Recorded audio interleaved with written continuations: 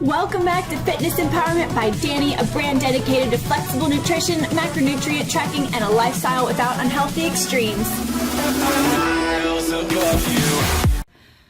What's up, you guys? Today is Wednesday, the 5th of July, so hope you all enjoyed your 4th of July. I went to bed like a champ at 8:30. I was just not feeling super hot, so went to bed at 8:30, got up at 6:30, and today I'm filming for you guys an upper body workout. It's going to be chest, biceps, and triceps. I've mentioned before, since my last show, I've really focused just on getting in the gym, moderate weights, not tracking my sets or my reps or the weights I use in each of the sets or reps. So I'm back on track with that. I have a little notebook. I'm writing down every single thing I do in the gym with the exception of cardio. My cardio is very consistent. Right now I'm just doing 25 minutes of interval training. And you'll notice that I used to say I was doing HIIT training, but in my sense, my HIIT training for the time being was 1 minute on, 1 minute off. So 1 minute super fast, 1 minute super slow. But it wasn't true HIIT training. Like true HIIT training would be like 15 to 20 second sprints where you were just going all out, and then you have to literally rest for like 60 to 90 seconds, maybe 2 minutes, just depending on you and your body and where you are with your cardiovascular levels and things like that. But I'm just doing interval training. I'm on cardio machines right now. If I was gonna do true HIIT, I would be doing some sort of sprints or maybe the ropes or something that really truly gets my heart rate up to where I cannot go at that speed, at that pace for more than about 15 to 20 seconds. Those machines don't always allow you to do that optimal intensity, so it is in a sense just interval training right now, and I'm doing 25 minutes of interval training about 5 times a week. I'll probably do that for 1 to 2 weeks and then lower it a little bit more as my calories are increasing during this reverse diet. So the first thing I'm going to show you is my warm-up. My warm-up is the same for every single upper body day, whether it's chest, triceps, biceps, whether it's back day, whether it's shoulder day. It's the same warm-up. So I'm just going to use dumbbells. I'm going to do 10 repetitions of 3 different exercises and repeat that twice. So it's really just warming up my shoulders, warming up my rotator cuffs, getting that mobility work in so that they're ready to actually lift weights. Hey everybody, I'm going to quickly interrupt this video here because I just want to let you know that even though this is a workout video, I came across a comment on one of my YouTube videos from the past week or so that really caught my attention, and I wanted to discuss it with you guys and kind of expand upon it a little bit more. So if you want to see that, I think it's going to be interesting, so stick around after the workout. So I've got 5-pound dumbbells. You don't need anything heavy for this warm-up. Like I said, you're warming up. You don't need to stress your muscles out before they're warmed up. So you want to keep this 90 degrees. You're just rotating down, rotating to vertical, rotating down to parallel with the floor, rotating perpendicular. You do that 10 times.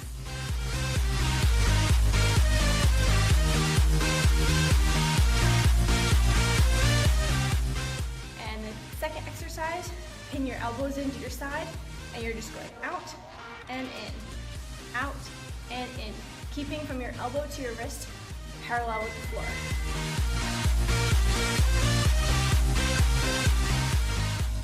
And then the third exercise is just the shoulder press. So you're starting with your elbows and your arms at 90-degree angle.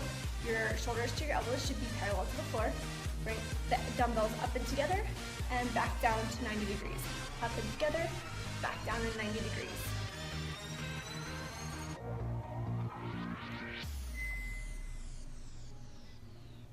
My shoulders always feel pretty warm at this point.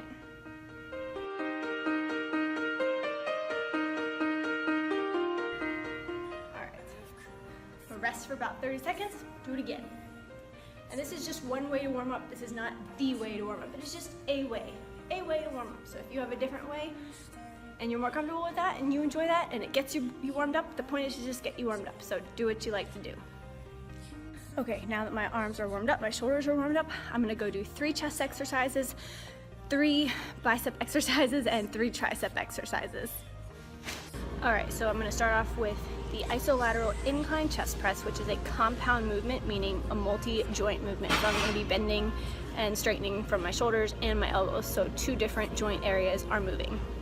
It's nice to start off workouts with multi-joint movements or compound movements because when you have more energy and you're more fresh, you're able to lift heavier weights with these compound movements and hit more muscle groups instead of Well, and then you'll want to finish, or at least I enjoy finishing with movements that are single joint movements, things that only require one joint to move at a time. So something like a dumbbell curl or a tricep extension, where you just have, you know, your elbow joint moving.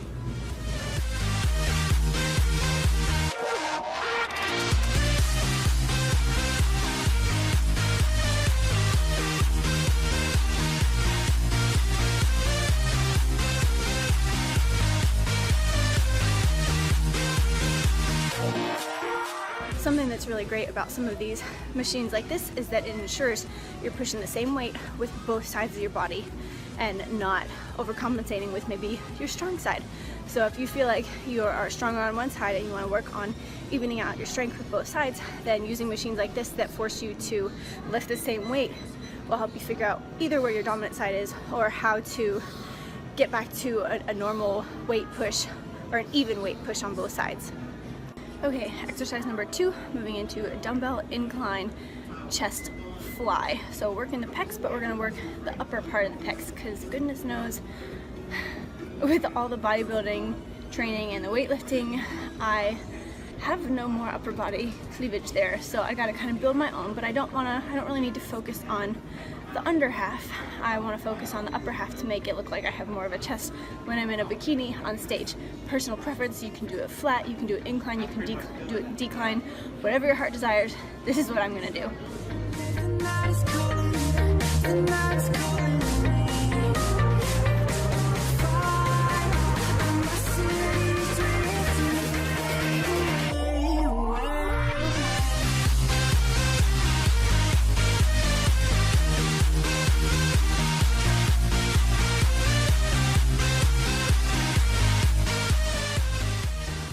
Third chest exercise, we're going to move into some cable lateral flies. So we're not going to be doing incline or decline, but just moving parallel to the floor.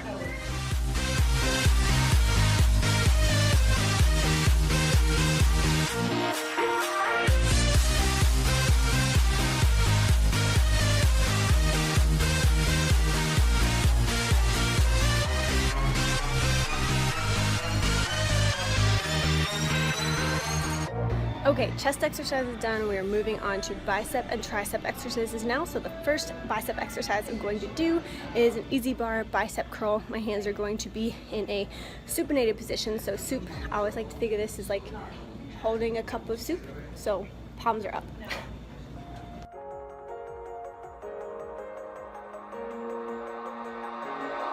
I feel like I fought all my life for this. This one part, this 1/3 I've always missed. No, just don't let it go. I started the fight, but no. Okay, first tricep exercise, we're gonna do cable rope pull downs or push downs, whichever way you prefer to look at it. It's a little bit of combo of both. We're gonna do sets of 15, 12, and 10, just like I did for the easy bar bicep curl.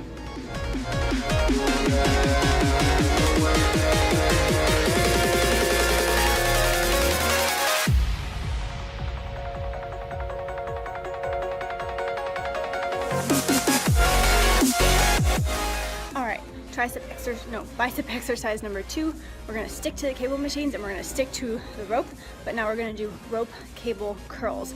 And by doing this, it puts your grip in between the supinated and the pronated grip, so you're gonna have kind of a vertical neutral grip with the rope.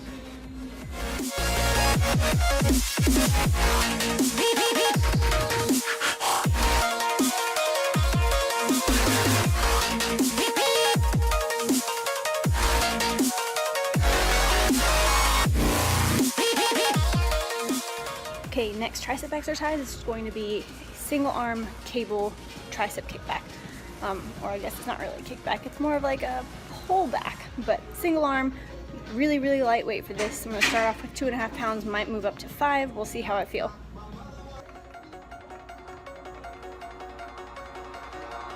Oh, I can't forgive, can't forget myself. The peace that I'm missing, it kills me inside. I need help, oh please give me back this one.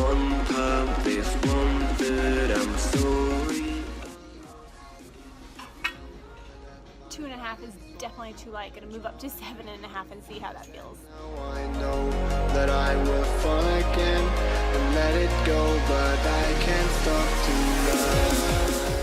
Third and final bicep exercise, we're gonna do another type of curl. We're gonna stick to the cable machine, but we are going to use an easy bar extender for the cable machine and do a pronated. So if supinated is like this, pronated is palms down. A pronated bicep curl. So I will show you how that works.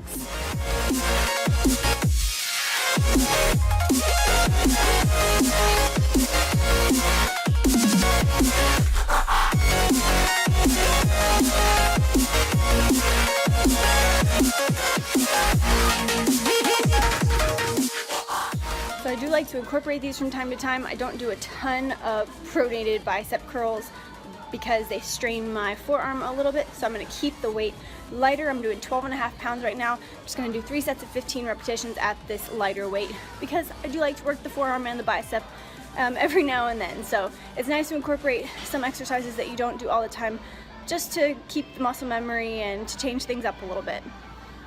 Okay, last tricep exercise that we're gonna do today. Again, we're gonna stick to the cables and we're gonna stick to the rope. We're gonna do overhead tricep extensions with the rope, okay?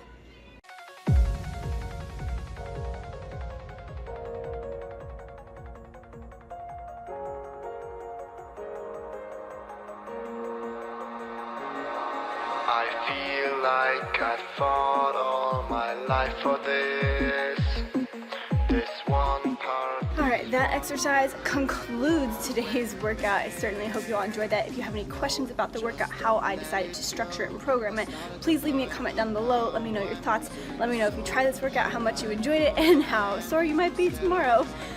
If you enjoyed this video and you want to see more, make sure you guys give it a thumbs up so that I know you enjoyed it, and click that subscribe button, especially if you are watching a lot of these videos and you want to make sure that you get notifications when a new one comes live. So that is the purpose and point of hitting that subscribe button, and it helps me out, it helps my channel to grow and to reach more people. So if you find this content educational, then please do me that solid favor and click the thumbs up and the subscribe button. Thanks so much. But other than that, I will bid you guys adieu. I'm about to go get me some caffeine because I'm in need. So I'm gonna go get some Starbucks, and then I'm gonna pour a protein shake in my Starbucks shake.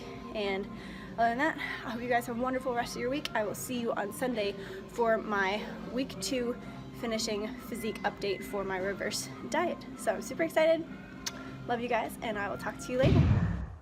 All right, hey guys, so I told you earlier I wanted to talk about a YouTube comment that I received, and I don't know exactly what way it was intended, and it's not a negative thing by any means, but it's from The Rolling Bear. That's this person's YouTube channel name or title. And he says, I think it's a he, honestly, I don't know. Let me know, male, female. It says, after a while, you get too lazy to write in the app, and that's the reason why you won't eat more and then you lose weight. And I thought, like, wow, that's a really interesting mindset to come from, because it's part laziness, and it's not the app's fault. It's not that you've forgotten to use the app and that's why you either are not losing weight, or you're not gaining weight, or you're not putting on muscle size, or you're not maintaining. So I just thought that was a really interesting thing, because he highlighted that it's laziness for writing the app, and that is why you're not achieving your goals. And I think to an extent, this person is right. Like, why are you not achieving your goals? Is it because you're lazy? Is it because you have too many excuses? Is it because you don't have a way to keep accountability? And it's not like a MyFitnessPal fault. It's not because you forgot to write it in there. It's because, Django, really? Chill, I'm talking. Ugh. Okay, so it's a laziness factor, honestly. It's you haven't taken the time to find whether it's some sort of internal motivation or external motivation that is helping your drive. Like, what is it that is motivating you to accomplish your goals? If you are not using MyFitnessPal and that was a goal that you set for yourself, and because you usually use MyFitnessPal and you track your food, that's what's helping you stay accountable and stay on your plan for whatever your goal is, and you're not doing it, it's not MyFitnessPal's fault. It's not the app's fault. It's not the fact that you weren't tracking in the app. It's the fact that you were too lazy. and you had another priority. It's the fact that it wasn't your priority, whether you think that's laziness or not. It wasn't your priority. You obviously had to prioritize something else over tracking, and that's why you're not meeting that progress goal. So if you want to make your progress, you have to find accountability. And if tracking in MyFitnessPal is your accountability, then great. But if you don't choose to use MyFitnessPal, if you choose a different app, or if you don't want to track your meals, but you do some sort of clean eating, or you have a different way that you want to meet your goals, you either have some sort of internal desire to meet that goal, and that's enough willpower for you to meet your goal, or if you don't, then you have to find some sort of external motivation factor. You have to find some sort of external accountability. For me, I know that I want to slowly put on lean muscle mass while minimizing fat gain. I know it's going to happen, but I want to minimize that, which is why I'm doing my reverse diet so slowly. I enjoy the accountability of MyFitnessPal. I like analyzing the statistics it gives me at the end of the day, at the end of the week, at the end of each month. I like to see that. For me, that is enough right now. But for some people, that might not be enough. So for you, maybe you need, a parent or a friend that is going to call you every day and say, hey, did you meet your goals? If you didn't, why didn't you? You need some sort of accountability system. Maybe for you that is investing in a coach. Maybe that's, finding somebody else, some sort of external motivation factor, some sort of external accountability system that's going to help you meet your goals. But in the end, I think this person, the rolling bear, I think they really hit it right on the head. I keep looking at my computer screen because that's where I have the comment pulled up, and so it's not necessarily that that's why a person won't eat more or why they won't lose weight, but it's why they aren't meeting their goal because they were lazy or they had a different priority. So if your goal is to lose weight or gain weight or whatever, and you're not meeting it, then maybe reassess your priorities. Maybe it's not your priority. If it is, then maybe you need to find an external motivation factor that works for you. So that was just my 2 cents on that comment. I just thought it was really interesting, and I wanted to share my kind of extra thoughts on that. I would love to hear your thoughts on that comment. What do you think of different tools that help you with accountability and with motivation, and what you feel like your goal is and how you meet your goals? Like what external or internal motivation factor or drive do you have that helps you to meet your goals? And if you don't have one, what one would you want to have? Tell me that. Tell me what kind of external or internal motivation you need to meet your goals. I would love to engage in more conversation like this with you guys. This just sparked my interest, and I just wanted to explore it a little bit more. So let me know your thoughts. I want to hear your thoughts. I want to talk to you guys about this because I think it's fascinating that everybody has this different thought process. Let me hear your thoughts. Comment below. Thank you guys so much for watching. Like and subscribe, and I'll see you next time. Bye. Be empowered to make a change in your life and take the next step on your health and fitness journey.